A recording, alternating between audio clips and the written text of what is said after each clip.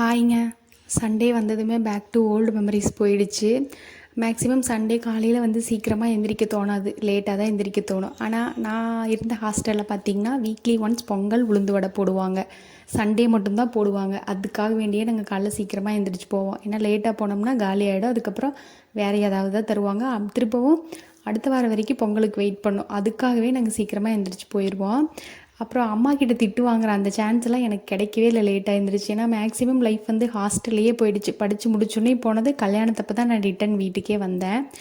அப்புறம் நேற்று நைட்டு அடை தான் பண்ணியிருந்தோம். முருங்கைக்கீரை வந்து டைஜஷன் ப்ராப்ளம் வரும் நைட் டைம் யூஸ் பண்ணால் அப்படிங்கிறதுனால அதுக்கு பதிலாக புதினா, வெங்காயம், பூண்டு, பச்சை மிளகாய் இதெல்லாம் எண்ணெயில் ஃப்ரை பண்ணி ராகி மாவு கூட ஆட் பண்ணி தேவையான அளவுக்கு உப்பு, கொஞ்சமாக தண்ணி, இதை வந்து நம்ம தோசை மாதிரியே போட்டுக்கலாம். நான் வந்து அடை மாதிரி தான் ட்ரை பண்ணியிருந்தேன்.